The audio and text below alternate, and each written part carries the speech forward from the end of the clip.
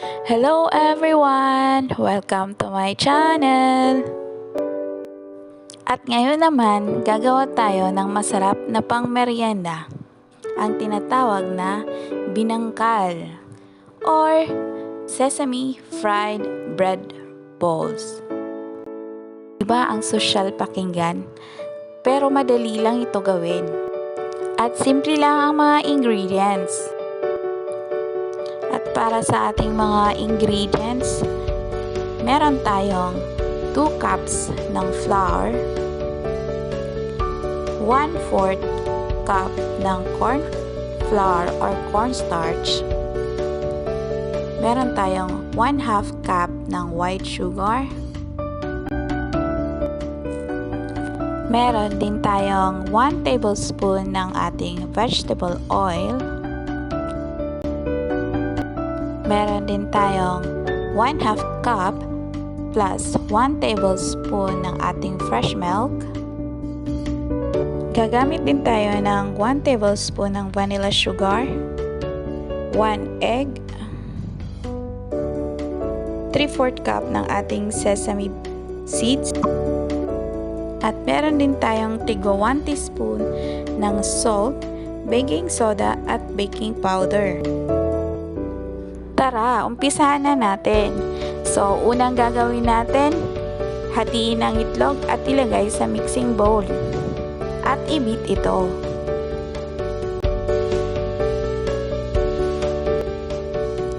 At sunod na ilagay natin ang ating mga liquid ingredients kagaya ng ating fresh milk na 1 cup plus 1 tablespoon. At haluin ulit ito.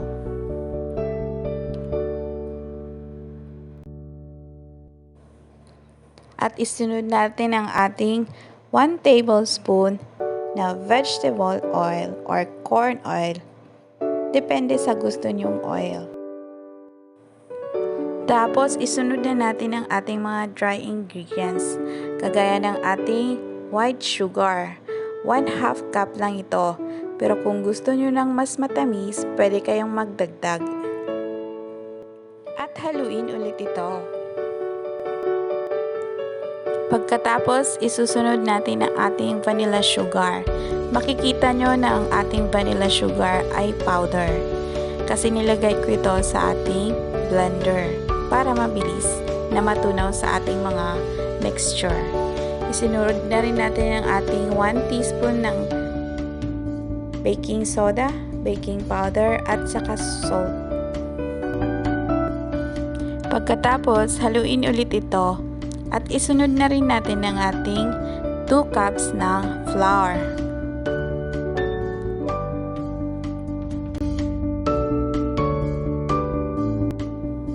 Haluin ng konti at isusunod na rin natin ang ating corn flour or cornstarch na nasa 1/4 cup lang din ito.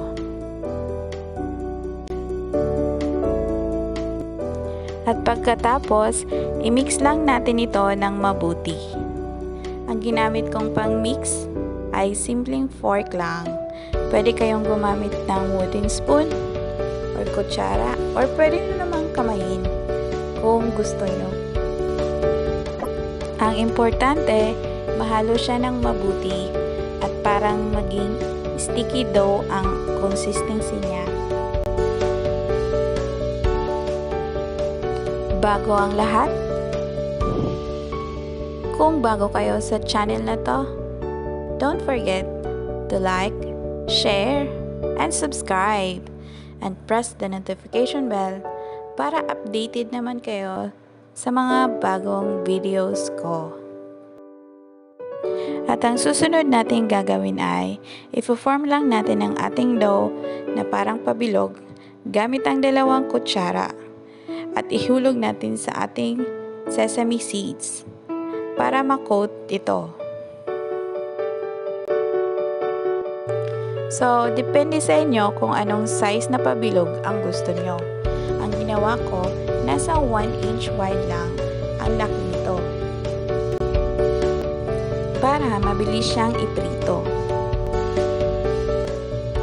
Pero kung gusto nyo naman ng mas malaki dito, Mag-a-adjust din kayo sa pagprito hanggang 5 to 6 minutes, depende sa laki na gusto nyo.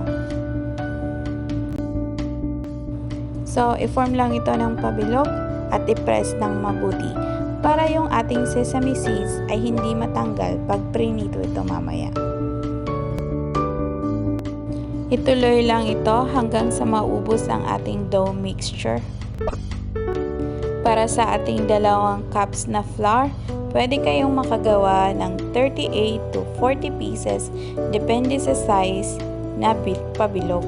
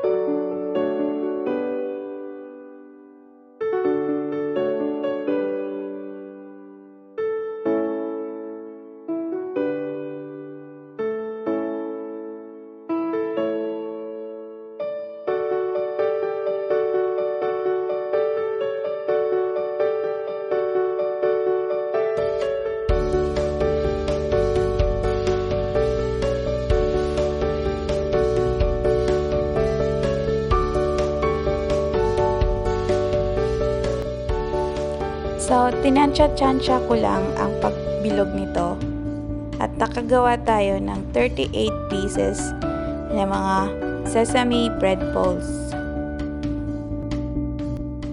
Sunod nating gagawin ay ipiprito. Buksan ang apoy at maglagay tayo ng oil sa ating deep frying pan.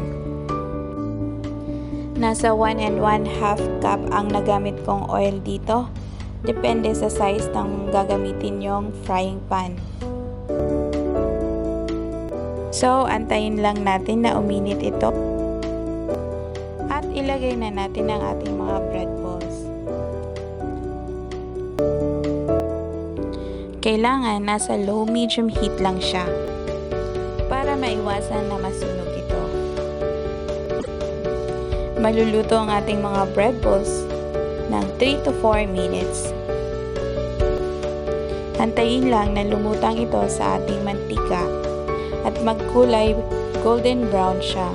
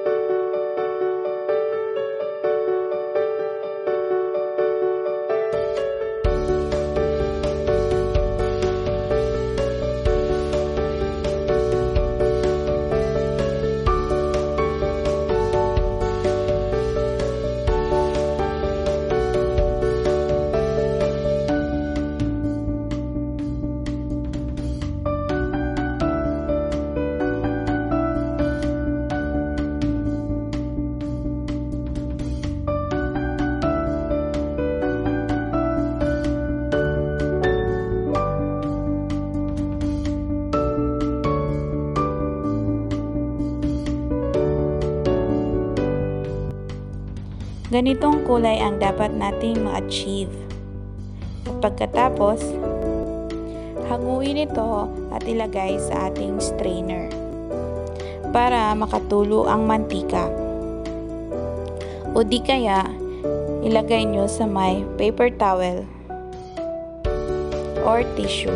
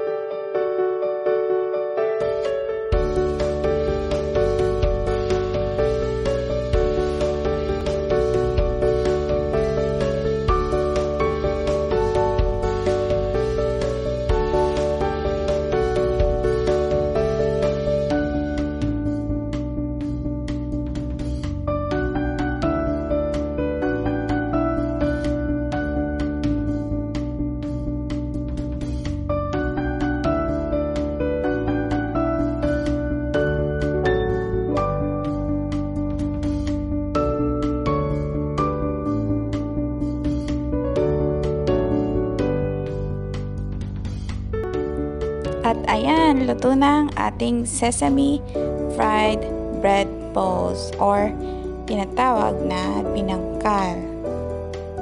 Sana nag-enjoy kayo sa video na to. Hanggang sa muli!